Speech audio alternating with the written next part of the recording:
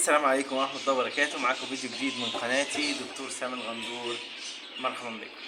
النهارده يا جماعة هنتكلم على نصايح عامة بخصوص الطيور. يعني احنا هنتكلم على نصايح عامة بخصوص الطيور الزينة. طيور الزينة زي البادجي، زي الروز، زي البغبغان، زي الافريقي، زي الجاسكو، زي الحاجات دي كلها بتزيد او بتكبر او بتظهر. هي كلها انا هكلمكم من وجهة نظر الطبية. تمام. من وجهة نظر الطبية بالنسبة للطيور او الامراض او المشكلات العامة اللي ممكن تواجهك دي، سواء مشكلات تنفسية او مشكلات اسهال او مشكلات الكلام ده كله، ازاي ان انت تتجنب الايه الحاجات دي. طيب، بالنسبة بقى للأكل الأفضل طبعا تجيب أكل مخصص ليهم. يعني غالبا الطيور الصغيرة بتاكل حب صغير، وغالبا بالطيور الكبيرة أكتر بيبقى في لب، بيبقى في حاجات زي كده. طيب، هل ممكن أدخل أكل من البيت؟ ممكن إن أنا أدخل فواكه، أدخل عسل، أدخل حاجات. بيبقى في أعواد عسل جاهزة كده يا جماعة، عايز أوريها لكم.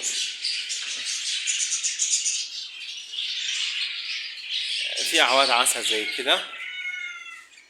كده تبقى بتيجي بالمنظر ده. اعواد العسل دي من الحاجات المفيده جدا برضو، اللي ممكن تستخدمها مع طيور الزينه بكل انواعها حسب النوع المخصص ليه. يعني في مثلا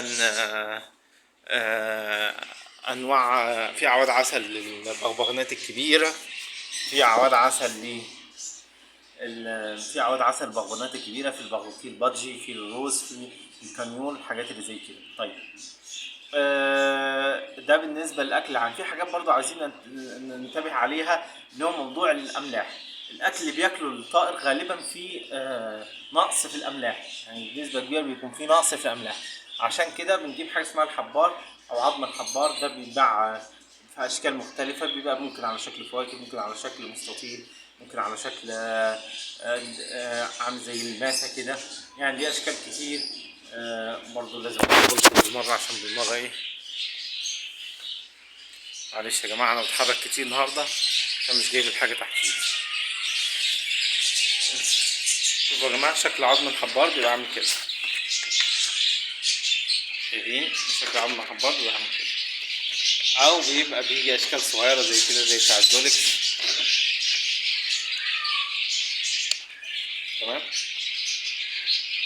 في شكل تاني،